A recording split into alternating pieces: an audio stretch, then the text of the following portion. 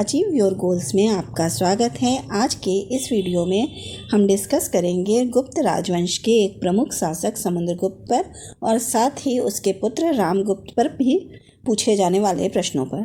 तो शुरू करते हैं आज का वीडियो। समुद्रगुप्त, इन्होंने 350 ईस्वी से 375 ईस्वी तक शासन किया था। इन पर पूछे जाने वाले प्रमुख प्रश्न ये हैं। क्वेश्चन नंबर 1, चंद्रगुप्त प्रथम के पश्चात गुप्त वंश की गद्दी पर कौन आसीन हुआ था? समुद्रगुप्त। क्वेश्चन नंबर 2 है, समुद्रगुप्त के पिता का नाम क्या था? चंद्रगुप्त प्रथम। क्वेश्चन नंबर 3 है, समुद्रगुप्त की माता का नाम क्या था? कुमार देवी। क्वेश्चन नंबर 4, गुप्त शासक समुद्रगुप्त की शासनावधि क्या थी? 350 से 375 ईस्वी तक। क्वेश्चन नंबर 5, समुद्रगुप्त के इतिहास का प्रमुख स्रोत क्या है? प्रयाग प्रशस्ति अभिलेख से ही समुद्रगुप्त के इतिहास के बारे में ज़्यादातर जानकारी प्राप्त होती है। तो प्रमुख स्रोत क्या है? प्रयाग प्रशस्ति अभिलेख। क्वेश्चन नंबर 6, प्रशस्ति शब्द से क्या अभिप्राय है? प्रशस्ति शब्द से अभिप्राय है राजा की स्तुति। जो राजा की स्तुति में लिखे जाते हैं उसे हम प्रशस्ति कहते हैं। क्वेश्चन नंबर 7, प्रयाग प्रशस्ति की रचना किसके द्वारा की गई थी? राजकवि हरिसेन। जो समुद्रगुप्त के शासनकाल में उसका जो राजकवि था हरिसेन, उसने ही प्रयाग प्रशस्ति की रचना की थी। क्वेश्चन नंबर 8, प्रयाग प्रशस्ति की रचना किस शैली में की गई थी? चंपू शैली, जो कि पद्य एवं गद्य शैली दोनों होती है। तो उसमें कुछ हिस्सा पद्य शैली में है और कुछ हिस्सा गद्य शैली में है, जिसे हम चंपू शैली कहते हैं। क्वेश्चन नंबर 9, प्रयाग प्रशस्ति की रचना किस भाषा में की गई थी? संस्कृत में की गई थी।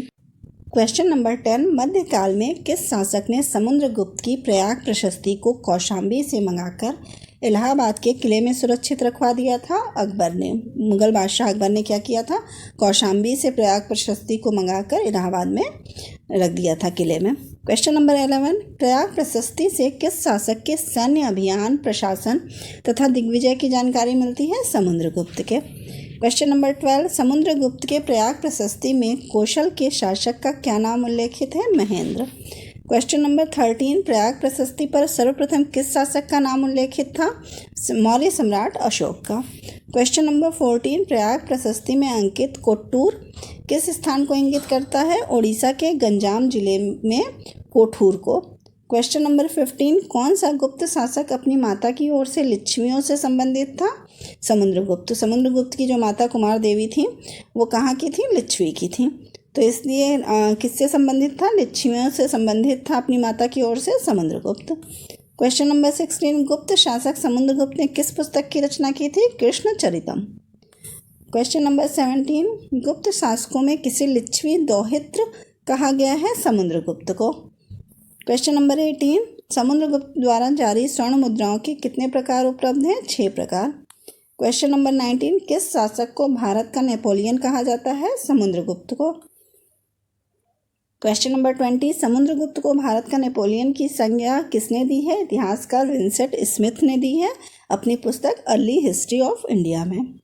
क्वेश्चन नंबर 21, पृथ्विया प्रथम वीर किस गुप्त शासक की उपाधि थी? समुद्रगुप्त की। क्वेश्चन नंबर 22, समुद्रगुप्त की दक्षिणापथ विजय को किस इतिहासकार ने धर्म विजय की संज्ञा दी? हेमचंद्र राय चौधरी ने क्या कहा कि दक्षिणापथ विजय को धर्म विजय, जो जब दक्षिण की विजय उसने की थी उसको धर्म विजय कहा था। किसने? हेमचंद्र राय चौधरी ने।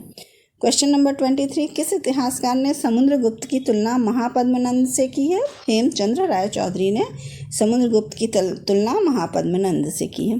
क्वेश्चन नंबर 24, किस अभिलेख में समुद्रगुप्त की पत्नी दत्त देवी तथा अनेक पुत्र पौत्र होने का उल्लेख किया गया है? एरण अभिलेख में। क्वेश्चन नंबर 25, गुप्त शासक समुद्रगुप्त का नाम चंद्रप्रकाश किस ग्रंथ में मिलता है? काव्यालंकार सूत्र में। क्वेश्चन नंबर 26, किस गुप्त शासक के काल में सर्वाधिक साम्राज्य विस्तार हुआ था? समुद्रगुप्त के। क्वेश्चन नंबर 27, परम भागवत उपाधि धारण करने वाले प्रथम गुप्त शासक था? समुद्रगुप्त। क्वेश्चन नंबर 28, समुद्रगुप्त के समकालीन कांची का शासक कौन था? विष्णुगुप्त। क्वेश्चन नंबर 29, छंदोबद्ध मुद्रा लेख अंकित कराने वाला भारत का पहला शासक कौन था? समुद्रगुप्त। क्वेश्चन नंबर 30, किस गुप्त शासक ने सिलोन श्रीलंका के बौद्ध राजा मेघवर्मन को बोध गया में बिहार बनाने की अनुमति दी थी? समुद्रगुप्त ने। क्वेश्चन नंबर 31, गणराज्यों के अंत के लिए कौन उत्तरदायी था? समुद्रगुप्त। क्वेश्चन नंबर 32, समुद्रगुप्त के दक्षिण भारत के विजय के 3 प्रमुख सिद्धांत कौन थे? ग्रहण, मोक्ष और अनुग्रह। क्वेश्चन नंबर 33, किस अभिलेख में समुद्र को लिच्छवी दौहित्र कहा गया है? प्रयाग प्रशस्ति अभिलेख में समुद्रगुप्त को लिच्छवी दौहित्र कहा गया है। क्वेश्चन नंबर 34, धर्म प्राचीर बंध वैदिक धर्म का पालन करता किस गुप्त शासक को कहा गया है? समुद्रगुप्त को। क्वेश्चन नंबर 35, सर्व राज्योच्छेदता सभी राजाओं को उखाड़ फेंकने वाला की उपाधि किसने धारण की थी? समुद्रगुप्त ने।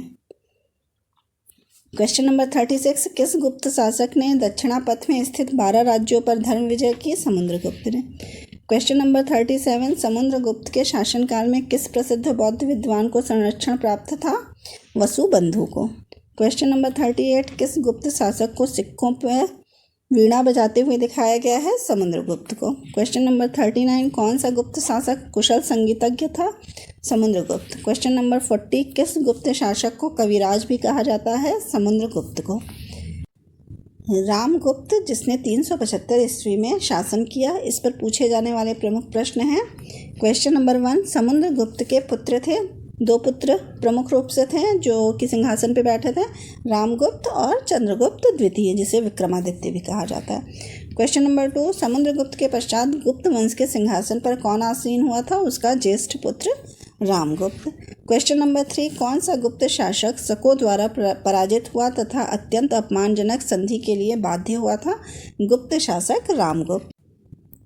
क्वेश्चन नंबर 4, कौन सा गुप्त शासक शकों से पराजित होने के उपरांत अपनी पत्नी ध्रुव स्वामिनी ध्रुव देवी को शक राजा को भेंट में देना स्वीकार किया था? गुप्त शासक रामगुप्त ने। क्वेश्चन नंबर 5, रामगुप्त की हत्या किसने की थी? चंद्रगुप्त विक्रमादित्य ने। क्वेश्चन नंबर 6, किस गुप्त शासक ने छद्म वेश धारण कर शकपति की हत्या किया था? चंद्रगुप्त द्वितीय ने। चंद्रगुप्त द्वितीय ने रामगुप्त की हत्या की, उसके बाद शकपति की भी हत्या करके जो रामगुप्त ने अपनी पत्नी ध्रुव देवी को शकपति को भेंट में दिया था, उसको छुड़ाकर उससे विवाह कर लिया था। क्वेश्चन नंबर 7, किस अभिलेख में महाराजा धीराज रामगुप्त का उल्लेख मिलता है? दुर्जनपुर विदिशा के लेख में अभिलेख में क्या है? महाराजा धीराज रामगुप्त का वर्णन मिलता है। क्वेश्चन नंबर 8, गुप्त शासक रामगुप्त किस धर्म का अनुयायी था? जैन धर्म का। क्वेश्चन नंबर 9, तांबा का सिक्का जारी करने वाला पहला गुप्त शासक कौन था? रामगुप्त। क्वेश्चन नंबर 10, किस ग्रंथ में गुप्त शासक रामगुप्त के आचरण को क्लीव जनोचित कहा गया है? देवी चंद्रगुप्तम नाटक में। अगर आपको मेरी ये वीडियो पसंद आई हो तो प्लीज़ लाइक और सब्सक्राइब करें। Thank you.